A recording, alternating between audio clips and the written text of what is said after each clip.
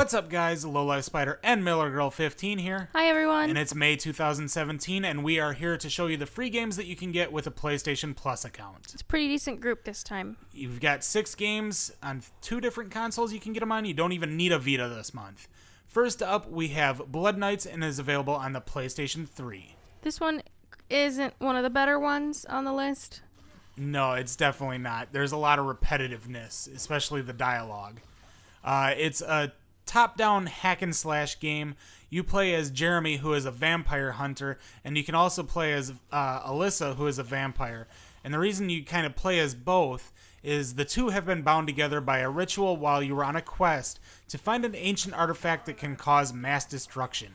I found the plot, in the beginning, it was really hard to follow. Because you started out playing and you're a vampire hunter, and then, spoiler, you become the vampire lady. But it's like, why did that happen? Why? And then no one's your friend anymore. So it's like, what the heck's happening? Spoiler, you also become a vampire. You don't just play as the vampire lady. Jeremy actually gets turned into a vampire. So it's like, you have to kind of switch sides in the midstream. As we said, you can switch back and forth between the two characters, or you can also have a second person play along with you so you don't have to switch back and forth. Jeremy uses a pair of swords, while Alyssa uses dual crossbows, and each character also has their own unique attacks and abilities. It's very easy to just stay as Alyssa and just range attack everyone and run around in circles. Yeah, that's what I did, because I love attacking from afar and staying safe. Up next, we have Port Royale 3, Pirates and Merchants, and it is available on the PlayStation 3. This is a slow game, but if you like playing the games that I like to play, like Tropico or like Civilization, things where you build your own business empire or something like that, you might like this.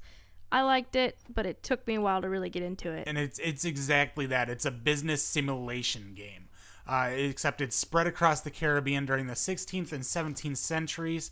You can choose as a couple different sets of careers, such as a trader, adventurer, or even a pirate. So you can be a pirate.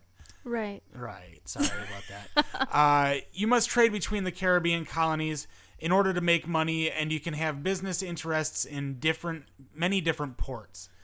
But I like to sit in the tavern and play blackjack. And lose all your money. Yes, I wasn't very good at this blackjack. Up next is Typewriter, and it is available on the PlayStation 4 and PlayStation Vita. That's a pun, ladies and gentlemen. It is. It's like a typewriter, like you can actually type on it, but it's not. It's typewriter, like you're writing on the type. Technically, you're not writing anything. You're just traversing the fonts. Yeah, you're going across the fonts. It's actually a platforming game in which you play as a colon, not the organ, but the punctuation mark. We're talking about fonts and type here. It's not. If you haven't caught on yet, it's not your colon. You don't poop. Oh my gosh. You go through levels collecting letters, asterisks, and ampersands. And the ampersands are actually like the hidden collectibles in the game. And each asterisk unlocks facts about the font's history. Just like in real life, the ampersand is the unknown symbol no one knows how to draw. Well, I know how to draw it, but I'm terrible at it. So yeah, no one can do it well. There's 10 levels based on popular fonts such as Garamond, Gothic, Helvetica, and more. Each level also tells you when the font was created and who created it. I love games that teach me things. It's neat because not your average person, or your average person may not know. I don't know where these nothing about fonts. Like Helvetica is one of the most widely used fonts in the world, and not a lot of people know where it came from or was made, so this kind of teaches you. Up next is Laser Disco Defenders, and it is also available on the PlayStation 4 and PlayStation Vita. Warning, this might make you sick if you have motion sickness problems. It made me sick, and I don't get motion sick. The background kind of moves independently from your character, so it creates a parallax effect, and it can kind of hurt your eyes. Yeah, you can see when crap happens, the whole screen shakes. Not to mention that you have a ton of lasers and everything. There's a lot to focus on, and then to have stuff move on top of that. Yeah, so Laser Disco Defenders is a bullet hell game, but instead of your bullets disappearing when you shoot them or when they hit something, they actually add to your hell, which sucks. It can get pretty crazy. Yes. So that's like, you see me here going through here and I'm just taking my time because I don't want to have that problem. There's some people that go balls to the wall. Yeah, they just shoot all willy-nilly and then they have to dodge. I can't do that. They get a power-up that shoots like 6 bullets all at once, and it's just like, how the hell? It's like, these are the people that play Geometry Wars or some shit. Yes. Well, that's a bullet hell game too. Yeah. So you can play as one of 4 characters. You can play as Mr. Baker, Tommy, Donna, or Liz. Each character has their own amount of health and speed. So like Mr. Baker has the most amount of health. Because he's the captain. But he's slow. And then Liz has the least amount of health, except she's really, really fast. That's because she's the baby. You can also unlock different outfits, like 70s style outfits for the characters. Like you can get some aviators that are gold, or you can get a huge gold chain. And each time you play the game, the levels are different. Like it's procedurally generated, I guess you could call it. So you kind of don't ever play the same level over and over again. Up next is Abzu and is available on the PlayStation 4. This is another game that's really close to Journey, except opposite. You're in the water. Yeah, you're not in a desert. You're in a place that's filled with water. But it's just as beautiful and just as chill and just as awesome. Definitely. You traverse through different areas of the ocean, and it is your job to restore life using magical springs. So, like you just saw there, I restored some sharks. To the ocean because they had gone extinct because there's something that is causing them to go extinct. Some pyramid type thing. Draining their power. You can swim freely through areas, or you can actually hitch a ride on larger creatures, such as a dolphin or orcas. A whale. There are hidden seashells for you to find and shark statues that you can meditate at. And when you meditate, you kind of like go into this mode where you can just watch the sea life. And it's really calming and soothing, and it's very pretty.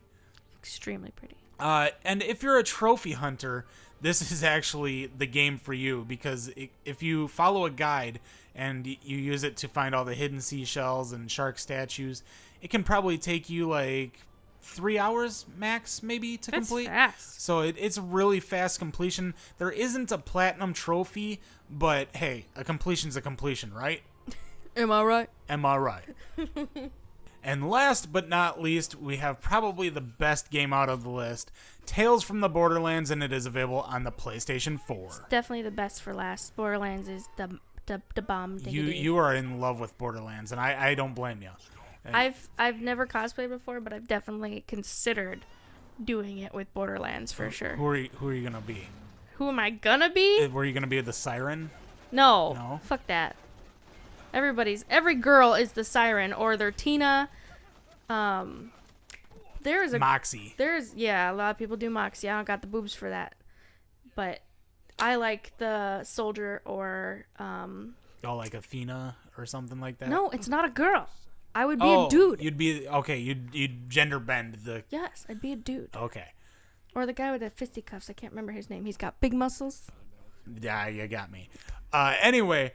This is a Borderlands game in the style of your favorite Telltale games. So if you've played The Walking Dead or Game of Thrones or Wolf Among Us, you're going to love this game. You play as Reese, a scorned Hyperion employee, or you also play as 2 characters, Fiona, a con artist. I feel like a lot of people that work for Hyperion end up getting scorned at some point. Yeah. The game actually takes place after the events of Borderlands 2, so I'm not going to spoil it for you, but you should probably play that first. You can even run into other characters like we were talking about. You can run into like Moxie or Zero. Or it's not Borderlands without Moxie. Right. Moxie runs that bitch. And one of the greatest things about this is that the voice cast is great. You got Troy Baker, who is Joel from The Last of Us, or Booker DeWitt from BioShock Infinite. You got Laura Bailey, Chris Hardwick, and Patrick Warburton. What isn't Chris Hardwick doing? Yeah, he's all over the place. He's hosting Walking Dead or Talking Dead, and he's got his own game show now, The Wall or something like that. He's all over. He's like Ryan Seacrest of the gaming world. Yeah. Anyways, those are the 6 free games that you can get for the month of May 2017. You can get them from, I think it was May 2nd to like the first Tuesday of June. And I highly recommend these. And as always, we'll see you next month. Bye. Bye-bye.